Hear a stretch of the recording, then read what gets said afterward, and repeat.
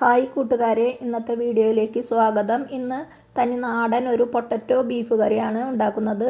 അതിനായി 3 പൊട്ടറ്റോ കഷ്ണങ്ങളാക്കി വെള്ളം ചേർത്ത് ആവശ്യത്തിന് ഉപ്പും ചേർത്ത് വേവിച്ചെടുക്കുന്നുണ്ട്. അതിൽ നിന്ന് കുറച്ചെടുത്ത് സ്മാഷ് ചെയ്തെടുക്കുന്നുണ്ട്.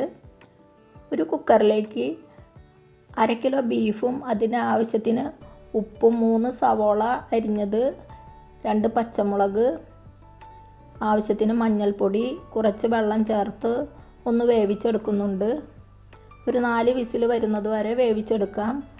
അതിനുശേഷം ഒരു പാൻ അടുപ്പത്ത് വെച്ച് ഫ്ലെയിം ഓൺ ചെയ്ത് 1 ടീസ്പൂൺ പെരിഞ്ജീരകം ചേർത്ത് കൊടുക്കുന്നുണ്ട്. അതൊന്ന് നല്ലപോലെ ഒന്ന് വഴറ്റിയെടുക്കാം. വഴറ്റിയെടുത്ത ശേഷം കുറച്ച് പൊടികൾ ചേർത്ത് കൊടുക്കുന്നുണ്ട്.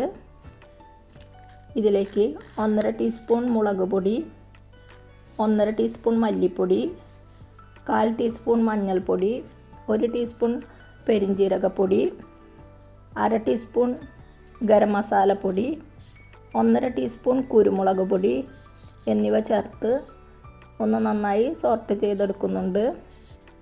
ഇതിൻ്റെ പച്ചമണം മാറുന്നത് വരെ വേണം സോർട്ട് ചെയ്തെടുക്കാൻ. അതിനുശേഷം ഒരു പാനിലേക്ക് ആവശ്യത്തിന് വെളിച്ചെണ്ണ ഒഴിച്ചു കൊടുക്കാം. അതിലേക്ക് 2 പച്ചമുളകും അരിഞ്ഞതും കുറച്ച് കറിവേപ്പിലയും ചേർത്ത് ഒന്ന് മൂപ്പിച്ച് കോരി വയ്ക്കുന്നുണ്ട്.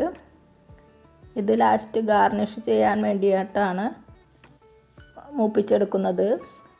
അത് കോരിയെടുത്ത ശേഷം ഇതിലേക്ക് കുറച്ച് ഇഞ്ചി വെളുത്തുള്ളി പേസ്റ്റ് ചെയ്ത് ചേർത്ത് സോർട്ട് ചെയ്തെടുക്കുന്നുണ്ട്. ഇതിൻ്റെ പച്ചമണം മാറുന്നവരെ നല്ലപോലെ ഒന്ന് സോർട്ട് ചെയ്തെടുക്കാം. ഇതിലേക്ക് 1.5 തക്കാളി അരിഞ്ഞത് കൂടി ചേർത്ത് കൊടുക്കണം. ഇഞ്ചിയുടെയും വെളുത്തുള്ളിയുടെയും പച്ചമണം മാറുന്നത് വരെ സോർട്ട് ചെയ്തെടുക്കാം. അതിന് ശേഷം വേണം തക്കാളി ചേർക്കാൻ. തക്കാളി നല്ലപോലെ ഒന്ന് ഇളക്കി കൊടുക്കാം. അതിലേക്ക് ആവശ്യത്തിന് കറിവേപ്പില ചേർത്ത് കൊടുക്കുന്നുണ്ട്. അതൊന്ന് സോർട്ട് ചെയ്ത ശേഷം അതൊന്ന് മൂടി വെച്ച് ചെറുതായി ഒന്ന് വേവിച്ചെടുക്കാം. അതിനുശേഷം നമ്മൾ വേവിച്ച് വെച്ച ബീഫ് ചേർത്ത് കൊടുക്കുന്നുണ്ട്. പൊടികളും ചേർത്ത് കൊടുക്കാം. പിന്നെ ഉരുളക്കിഴങ്ങ് വേവിച്ചതും സ്മാഷ് ചെയ്ത ഉരുളക്കിഴങ്ങും ചേർത്ത് കൊടുക്കാം. അതൊന്ന് നല്ലപോലെ ഒന്ന് മൂടി വെച്ച് ഒന്നും കൂടി വേവിച്ചെടുക്കണം. അതിനുശേഷം ഗാർണിഷ് ചെയ്ത് കൊടുക്കാം.